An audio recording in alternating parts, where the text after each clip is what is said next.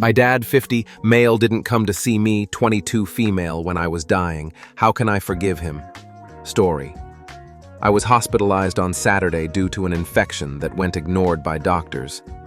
I didn't realize how sick I was until my mom, who I was supposed to have been seeing for lunch on Saturday, insisted that I needed to see a doctor and took me to the ER where it turned out that I was septic.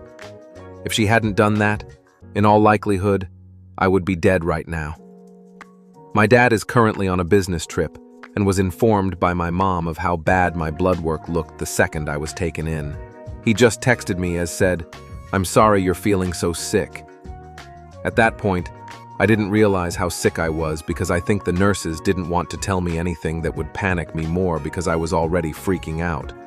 I haven't ever been hospitalized before this, so I had just been crying since the moment I was admitted. But I was still hurt that he wasn't even calling. I told him I wished he was there, but he said he was just really busy with work. I kept getting worse.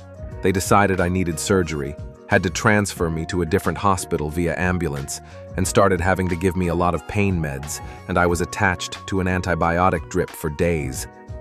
My dad called me for about 30 minutes on the second day I was there before I was admitted to surgery, but didn't say much other than he hoped it went well. Once I was out of surgery and stable, one of my nurses sat down and talked through everything with me, and that's when things sunk in how close I had been to dying.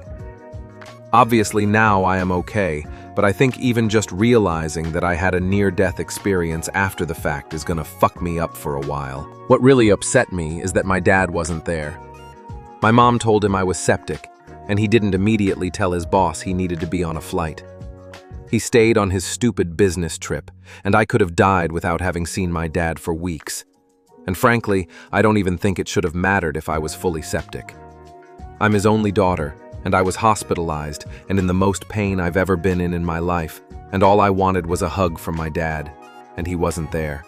I got discharged from the hospital, but I will be staying with my mom for about a week so she can help me recover because my body is wrecked.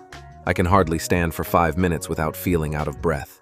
I texted my dad last night that him not even attempting to be there or even getting here after the surgery to comfort me, literally anything, really hurt, and that him doing that has broken some of the trust I had for him. Check part 2, link below.